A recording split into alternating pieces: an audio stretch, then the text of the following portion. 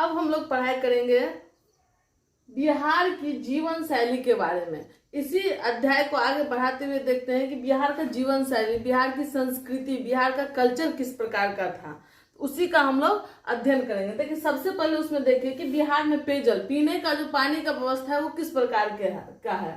तो चापाकल का आपकी किताब में बताया गया है कि चापाकल से लोग पानी पीते हैं, कुआं से पानी पीते हैं। लेकिन हम लोग जो देखते हैं आजकल तो प्यूरिफाई करने वाला जो मशीन होता है वो सब गांव गांव बैठा लिया गया है। पानी तक का लोग खरीद करके जो डब्बा वाला पानी होता है उसका भी सप्लाई कर रहा है गांव घर में भी लोग। तो शहर में, बिहार के शहर में भी पानी खरीद करके पिया जाने लगा है और शुद्ध करने, पानी को जो शुद्ध करने वाला मशीन होता है उसको बैठाया गया है। लेकिन वो पानी आता कहाँ से है? चापाकल के माध्यम से ही आता है या फिर कुआं से ही वो पानी लिया जाता है।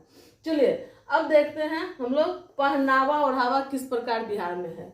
तो यहाँ पे पहनावा ओढ़ावा जो है वो है मुख्य रूप से देखेंगे कि धोती कुर्ता। बिहार में जो मिथिला क्षेत्र है, स्पेशली हम लोग का दरभंगा क्षेत्र, मधुबनी क्षेत्र, इसमें धोती कुर्ता को सबसे अच्छा कपड़ा माना जाता है। वैसे पहनने को लोग शर्ट पैंट भी पहनते हैं। गमछा बिहार का एक शान माना जाता है गमछा को। लुंगी, घर पे लोग लुंगी पहनते हैं। पजामा कुर्ता बिहारी नेता का स्टाइल स्टेटमेंट हो चुका है ये पजामा कुर्ता। तो सारी महिला का ड्रेस है। सलवार समीज, जो बिहार में लड़कियां होती है वो सलवार समीज पहनते हैं। बिहार का सलवार समीज भी गर्ल्स के लिए कपड़ा माना जाता है।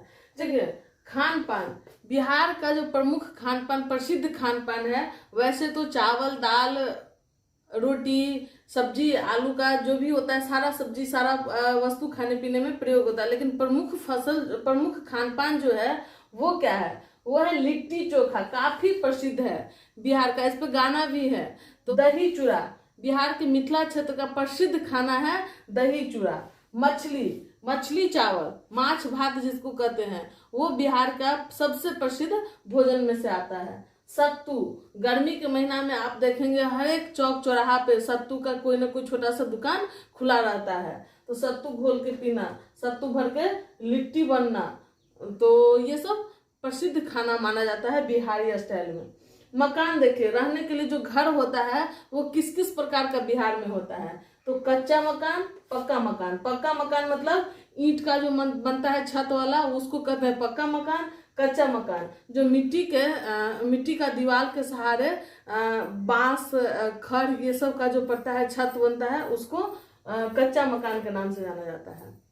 दूध, किस चीज का दूध बिहार में प्रयोग किया जाता है? तो गाय और भैंस का दूध सबसे प्रमुख दूध यहाँ का माना जाता है। यातायात के लिए यहाँ पे कच्ची सड़क, पक्की सड़क, रेलवे लाइन, वायु मार्ग, जल मार्ग सभी का प्रयोग किया जाता है। वायु मार्ग के माध्यम से, वायु मार्ग के क्षेत्र में अगर हम लोग देखेंगे तो यहाँ पे 2 ऐसा जिला है जिसमें इंटरनेशनल या वायु मार्ग की व्यवस्था की गई है। वो दो जिला है आपको पटना, गया, जहाँ पे इंटरनेशनल एयरपोर्ट की व्यवस्था है। यहाँ से आप विदेश तक का सफर कर सकते हैं। उसके बाद 9 घरेलू यातायात, मतलब देश के अंदर जो हवाई जहाज से यात्रा करेंगे, वो 9 ऐसे जिला है जहाँ पे एयरपोर्ट बनाया गया। लेकिन एक ही है जिसमें से कार्यरत है, वो है दरभंगा जिला का एयरपोर्ट, जहाँ से अपने देश के अंदर कहीं जाने के लिए हवाई जहाज उड़ती है। चलिए इस प्रकार से हम लोग देखें कि बिहार में किस प्रकार का जीवन शैली है। देखिए बिहार की जो कला संस्कृति है उसके बारे में हम लोग को जानना है। तो बिहार का जो सबसे प्रमुख त्योहार है, यहाँ तो सभी प्रकार का त्योहार मनाया जाता है, चाहे वो महाराष्ट्र का त्योहार हो या फिर बंगाल का त्योहार हो, कहीं भी दुनिया के किसी भी कोना में जहाँ लोग गए, बिहार के लोग जाते हैं, वहां से कुछ लाए न लाए, लेकिन फेस्टिवल का नकल करके वो अवश्य आते हैं। लेकिन हम लोग का अपना त्योहार जो हम लोग दुनिया को दिए, वो त्योहार कौन सा है? वो है छठ पूजा, जो हम लोग काफी धूमधाम से मनाते हैं। ये हम लोग का त्योहार है जिससे दुनिया हम लोग से सीखा है कि छठ का मतलब क्या होता है, छठ क्यों मनाते हैं। तो बिहार का सबसे प्रमुख त्योहार इसीलिए माना जाता है किसको, छठ को माना जाता है। गुरु गोविंद सिंह नाम सुने होंगे, बिहार के पटना सिटी, बिहार की राजधानी कहाँ है, पटना में, और पटना के पटना सिटी में गुरु गोविंद सिंह जो सिख धर्म है उसके 10वें गुरु गोविंद सिंह का जन्म होता है पटना सिटी में। तो इसलिए यह स्थान बहुत प्रसिद्ध हो जाता है सिख धर्म के लिए, पटना सिटी। और मधुबनी पेंटिंग जो विश्व प्रसिद्ध पेंटिंग है, ये कहाँ का है, हमारे बिहार का है, जिसकी उत्पत्ति बिहार के मधुबनी से माना जाता है, इसलिए उसका नाम ही है मधुबनी पेंटिंग। मधुबनी पेंटिंग मुख्य रूप से हाथ से किए जाने वाला पेंटिंग है। ये मधुबनी पेंटिंग दो प्रकार का होता है, एक होता है भित्ति चित्रकारी के रूप में, दूसरा अरिपन के रूप में। सभी मिथिलावासी जानते होंगे कि अरिपन किसको कहते हैं, तो जो अंगना में चावल के आटा से बनाया जाता है, डिजाइन बनाया जाता है, जो देव उठान का एक फेस्टिवल होता है, त्योहार होता है, उत्सव होता है, जिसमें हम लोग रात में अपने अंगना में क्या करते हैं, तो चावल के आटा और सिंदूर से डिजाइन बनाते हैं, चित्रकारी करते हैं, उसी को अरिपन कहा जाता है। और भित्ति चित्र जो मिट्टी के दीवार पे चित्र बनाया जाता था उसको भित्ति चित्र कहा जाता है। तो यही दोनों से, भित्ति चित्र से और अरिपन विधि से ये मधुबनी पेंटिंग की उत्पत्ति हुई है। और इसकी विश्व स्तरीय पहचान अंग्रेजों के द्वारा इंग्लैंड में आर्ट गैलरी में प्रदर्शनी लगाने के बाद 1942 के बाद होता है।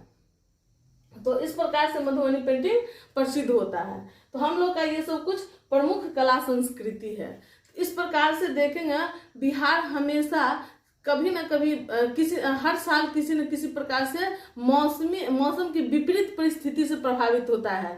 किसी साल यहाँ पे सुखाड़ हो जाता है, किसी साल इसमें दहाड़ हो जाता है, लेकिन फिर भी बिहारी का आत्मविश्वास कभी कमजोर नहीं हुआ है। और ये बिहारी अपने कठिन परिश्रम के बदौलत आगे बढ़ने के लिए हमेशा तत्पर रहते हैं। और इसीलिए अंत में जो जय गंगा मैया, जय बिहार, जय भारत। चलिए हम लोग कुछ इस चैप्टर से संबंधित क्वेश्चन आंसर है जिसको कर लेते हैं, और क्वेश्चन आंसर करेंगे तो देखेंगे कि कितना जो हम लोग पढ़े हैं उसमें से आता है, और जो नहीं आएगा पढ़ाई में से उसको हम लोग अभी जान लेते हैं।